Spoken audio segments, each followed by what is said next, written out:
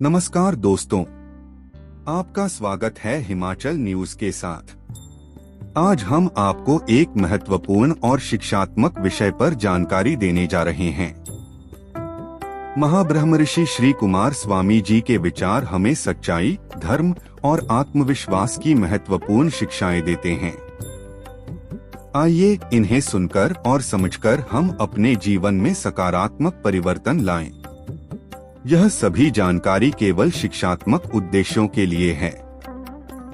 हमारा उद्देश्य है आपको उनके अनमोल विचारों के साथ परिचित कराना और आपको उनके संदेश से प्रेरित करना।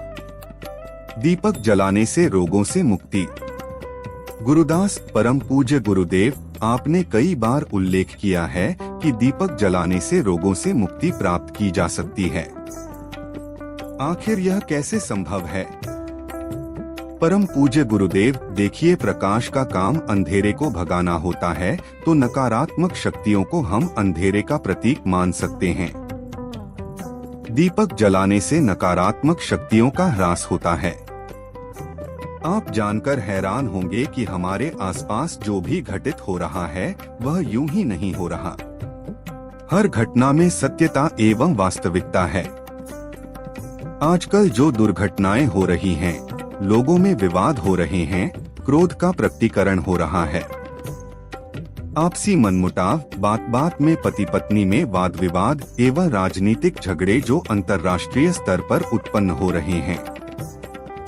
अचानक कोई असाध्य रोग पैदा हो जाता है या किसी का एकदम एक्सीडेंट हो जाता है। इन सब की पृष्ठभूमि में जो उत्तरदायी है वह नकारात्मक ऊर्जाएं ही हैं, और यह सब आधुनिक विज्ञान को स्वीकार्य नहीं है। यह सब आधुनिक विज्ञान की पहुंच से बाहर है। बाह्य तौर पर हमें सब कुछ अचानक घटित हुआ लगता है, लेकिन जो सूक्ष्म जगत के जानकार हैं उनके लिए अचानक कुछ भी नहीं होता। उन्हें पता होता है कि ऐसी घटनाएं पूर्व निश्चित हैं। भगवान श्री वाल्मीकि ने वर्षों पहले ही रामायण की घटनाओं का अक्षरशः उल्लेख कर दिया था। सूरज चांद की गति भी सृष्टि के कुछ नियमों के अधीन है, तो क्षुद्र मानव शरीर का भी संचालन कहीं न कहीं से होता है। मानव को जब क्रोध आता है तो वह स्वयं कम अपितु उसकी ग्रह स्थिति अधिक जिम्मेवार होती है। उस स्थिति में उसके भीतर नकारात्मक शक्तियों का बलात् प्रवेश हो जाता है। पर उस ग्रह स्थिति निर्माण के भी स्पष्ट कारण होते हैं। भगवान श्री गोस्वामी तुलसीदास जी ने रामचरितमानस में स्पष्ट लिखा है, सुनहु भरत भावी प्रबल, बिलख कहेउ मुनिनाथ, हानिलाभ जीवन मरण, यशपयश विधि हाथ।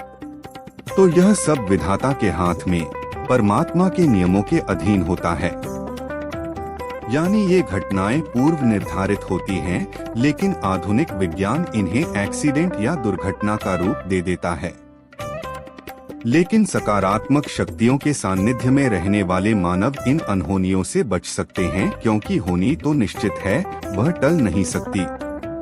हाँ, अनहोनी को अवश्य टाला जा सकता है।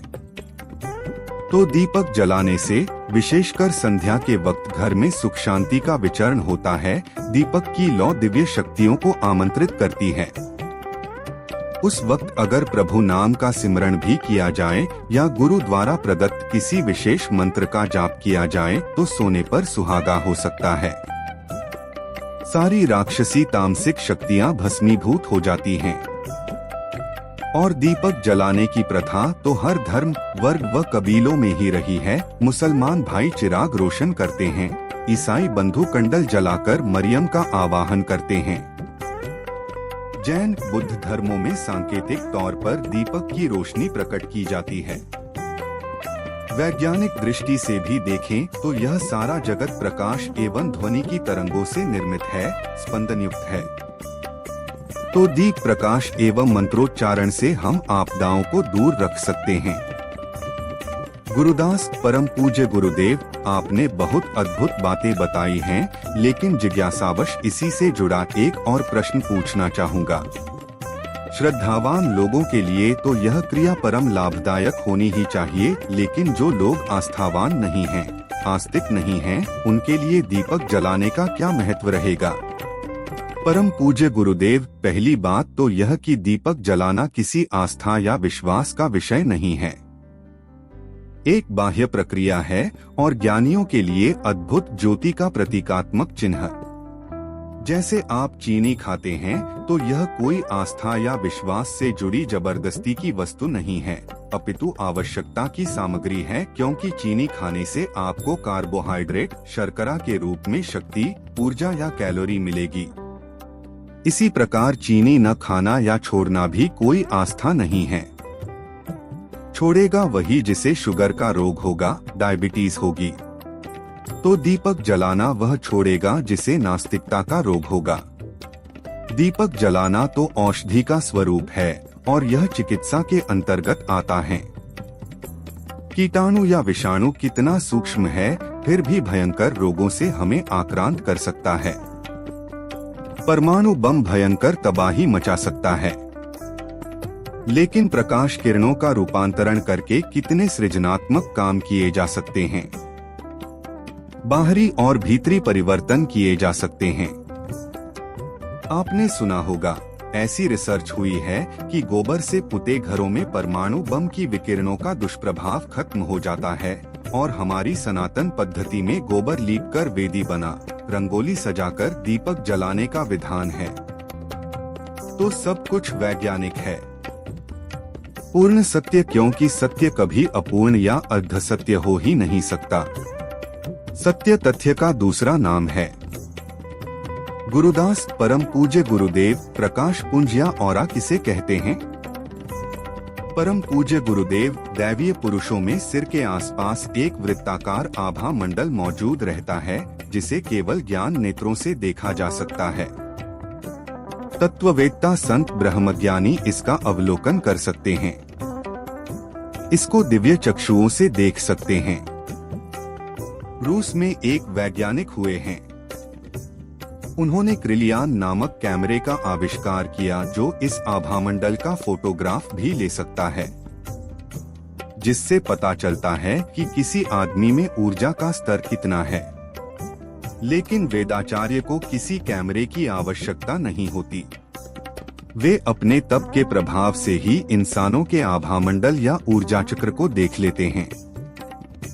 सूर्य की रोशनी को प्रिज्म से निकाला जाए तो वह 7 रंगों में बंट जाती है, यानी बैंगनी, जामुनी, नीला, हरा, पीला, नारंगी एवं लाल। इन्हीं 7 रंगों के अनुसार विभिन्न व्यक्तियों के ऊर्जा स्तर भी 7 प्रकार के होते हैं।